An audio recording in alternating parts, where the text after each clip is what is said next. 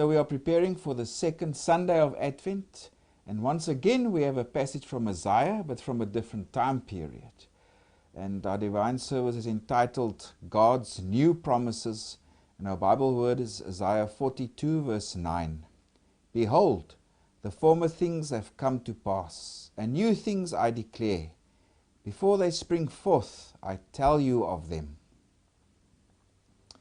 So, Isaiah, remember last week we also did Isaiah, and just to do a quick recap, Isaiah, the book consists of three main parts. That's from the time period of Isaiah himself, which is chapters 1 to 39, and then there's chapters 40 to 55, which dates to the time of the exile. That's from roughly 539 BC or 555 to 539 BC.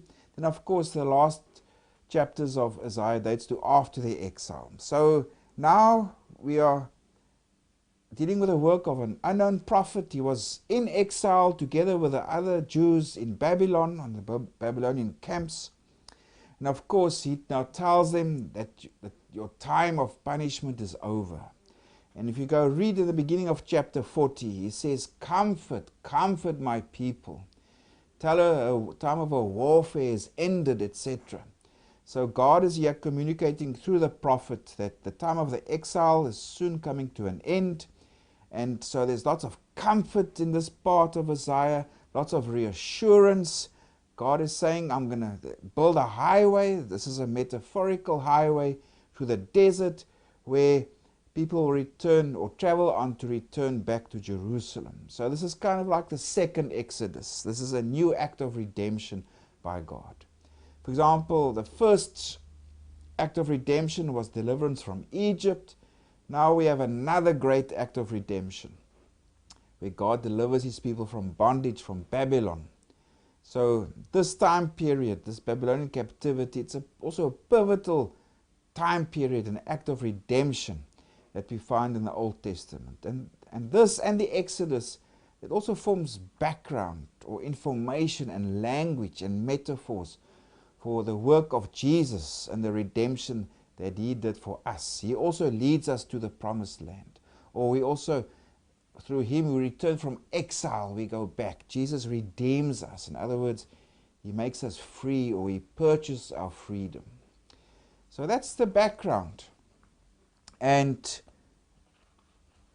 also another big important thing here is God communicates to the prophet that there's this Persian king, Cyrus the Great, who he's going to use, who he has appointed to come and to help set his people free.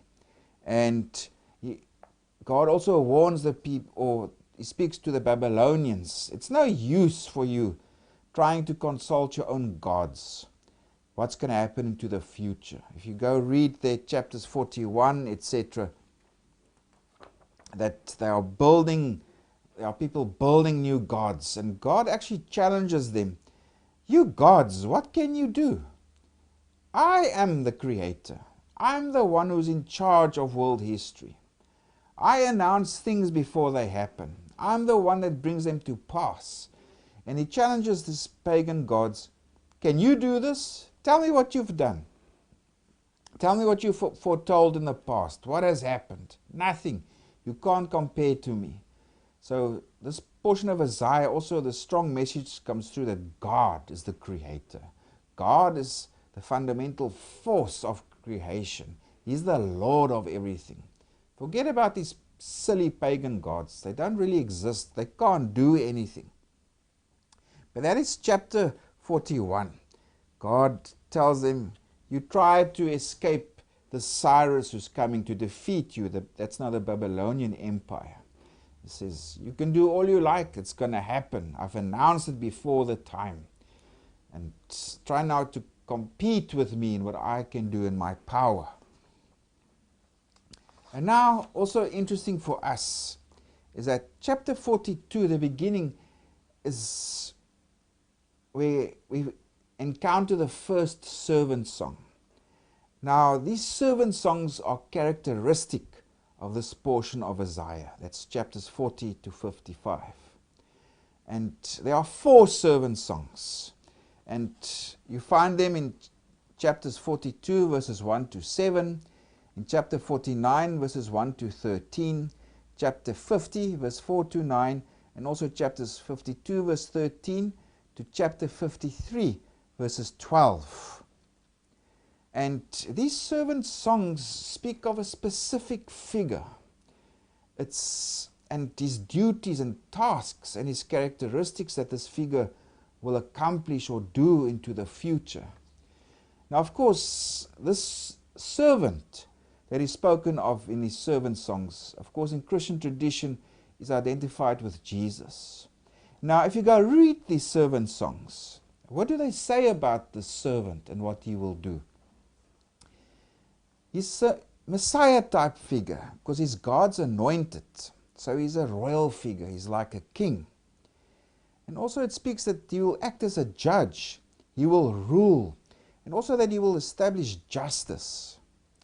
It also speaks of him being a prophet. It also speaks of the servant figure that he will extend the ministry to Gentiles and to Israel. This servant will also be an agent of a worldwide revelation and salvation.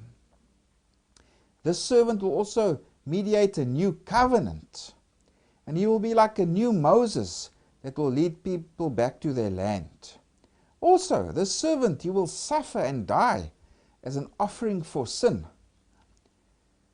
So, obviously, the authors of the New Testament, they saw the life of Jesus being spoken of here in these servant songs. So, I would encourage you, go read these servant songs and go see what it says and what he will do and what he will accomplish. Because the people of the New Testament, they saw Jesus. They recognized Jesus in the servant. Now let's come to our textual unit, which is chapter 42, verses 1 to 12. It's where the servant, where he's a champion of justice. And so let's go to chapter 42. Here we encounter our first servant song from verses 1. Here God speaks, he says, "Behold, my servant whom I uphold, my elect one in whom my soul delights. I have put my spirit upon him. He will bring forth justice to the Gentiles," etc. So here there's connections to Jesus. He was anointed by the Spirit at his baptism. He is God's servant and the elect one, etc. And all these characteristics Jesus brought, he lived himself. That's why this text from Isaiah, I mean, we recognize Jesus in this. In the history of the Old Testament, there's no other figure that is the servant who displays all these characteristics. So it's obvious that for the New Testament authors, especially the Gospel authors, they recognize Jesus here. Also from verses 5, the servant who is addressed. Now God commissions him. This is what he must go ahead and do. God again reiterates in verses 5, "I am the Creator. I am the one who has stretched out the heavens, etc., and who gives life to people. Forget about those pagan gods. I am the Creator." And now he commissions the servant from verse 6. "I, the Lord, have called you in righteousness and will hold your hand. I will keep you and give you as a covenant to the people, as a light to the Gentiles." So in this portion, in this servant song, God says to the servant, you will mediate the new covenant. And also, you will be a light to the Gentiles. This servant, he will release people from bondage. He will make them free. He will open their eyes to see. If you read this also from verse 7, to open blind eyes, to bring out prisoners from the prison, those who sit in darkness from the prison house, etc. So this is what the task of what the servant figure will do. He will mediate the new covenant, and he will also be a light to the Gentiles. And again in verse 8, God says, "I am the Lord, that is my name, and my glory I will not give to another, nor my praise to carved images." So in other words, God here emphasizes again, I'm the Creator. I am the power behind the universe. Not these other pagan gods that the Babylonians worshipped. But now, God also announces that there's a fundamental breach in history. Quite often in this portion of Isaiah, there's a contrast to what the old and the new. So that's our text word also for the Sunday, verses 9. Behold, the former things have come to pass. So God is here referring to the past, the Exodus, people wandering through the wilderness, etc. That's things from the past. But now there's a breach in history. Now something fundamental new is coming about and is being announced. So God says, and new things I declare, before they spring forth, I tell you of them. So God is saying here, specifically in our context here, He's speaking of the servant. He is announcing the servant who will come, who will be this royal figure, who will minister to the Gentiles, who will mediate the covenant, etc., who will suffer and die as a sacrifice for sin, etc. God announces that something new now, something new is going to happen. This is the new thing that I'm announcing to you. Again, emphasizing God's sovereignty over creation and history. Unlike those idols who the Babylonians worship, God announces here there's a breach in history. There's something fundamentally new that He is announcing in advance that's happening. It's this coming of the servant figure, who in this context here, He will be a light to the Gentiles and He will mediate the new covenant. So of course for us, this relates to Jesus and His arrival. He is the servant figure that's being spoken of here. So that's our word for the Sunday.